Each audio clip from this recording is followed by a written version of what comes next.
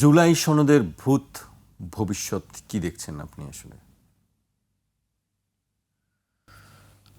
এইটা জুলাই সনদ নিয়ে তো শেষ কথাটা বলতে পারছি না, তবে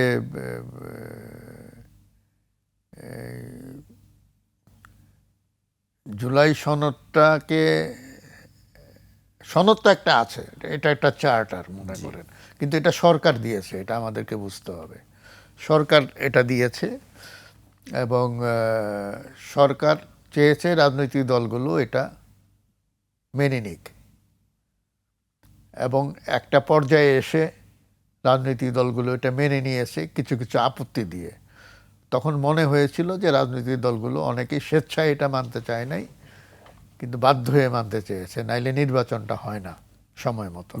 এরকম একটা কন্ডিশন তৈরি হয়েছিল বলে মনে হয়। এখন যেটা হয়েছে, আমরা যদি বলি যে না, ওই জাতীয় সংসদের একটা সার্বভৌম ক্ষমতা আছে আইন তৈরির ক্ষেত্রে, এবং যেহেতু একটি দল 2/3 সংখ্যাগরিষ্ঠতা পেয়ে গেছে, তারা তো চাইলেই তাদের ইচ্ছে মাফিক সংবিধান পরিবর্তন করতে পারে। তো সেখানে যেসব জুলাই সনদে যেসব মানে জন আকাঙ্ক্ষার প্রতিফলন যেসব ক্ষেত্রে হয়েছিল, এবং ওই রাজনৈতিক দল যেগুলোর সঙ্গে একমত, সেগুলো করতে তো কোনো সমস্যা নাই, তারা তো তাদের সংখ্যাগরিষ্ঠতার জোরে এটা করে ফেলতে পারে। আর যেগুলোর সঙ্গে তারা একমত নয়, সেগুলো বাস্তবায়ন করার ক্ষেত্রে তো তাদের বাধ্যবাধকতা নাই। তো সেক্ষেত্রে এই যে গণভোটের যে ব্যাপারটা ছিল, যে গণভোটটা ছিল একটা, যে বলা যে এটা সাধারণ মানুষ এটা চায়, কিন্তু এখন তো গণভোটের বৈধতা নিয়ে প্রশ্ন উঠে গেছে। এবং ইঞ্জিনিয়ারিং নিয়েও আবারও কথাবার্তা শুনছি আমরা রাজনৈতিক দলের পক্ষ থেকে, যে ইলেকশন ইঞ্জিনিয়ারিং এর কথাগুলো উঠছে। কেন এই কথাগুলো উঠছে আসলে? ইঞ্জিনিয়ারিংগুলি এই কথা তো মানে এটা তো হয়, এটাও আমি আগে মানে নির্বাচনের আগে আমি একটা লেখায় লিখেছিলাম যে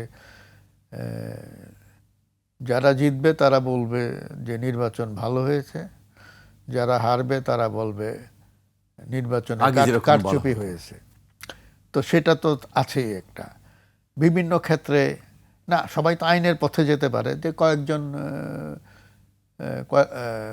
প্রার্থী তো মানে পুনঃগণনার মানে তার বৈধতা চ্যালেঞ্জ করেছেন ফলাফলের, অলরেডি আদালত এটাতে জড়িত হয়ে গেছে, আবার রিকাউন্টিং হবে, দেখা যাক কি হয়। মানে আমরা যদি একটা মানে দৃশ্যমান প্রমাণ পাই ইঞ্জিনিয়ারিংয়ের, তখন এটা বলা যাবে। আর এমনি তো ইঞ্জিনিয়ারিংয়ের কথা তো আমরা সবসময় শুনে আসছি, গত 30 বছর ধরে শুনে আসছি, এটা নতুন কিছু না আসলে। আর ইদানিং কিছু কিছু লোকের অতি কথনের কারণে এটা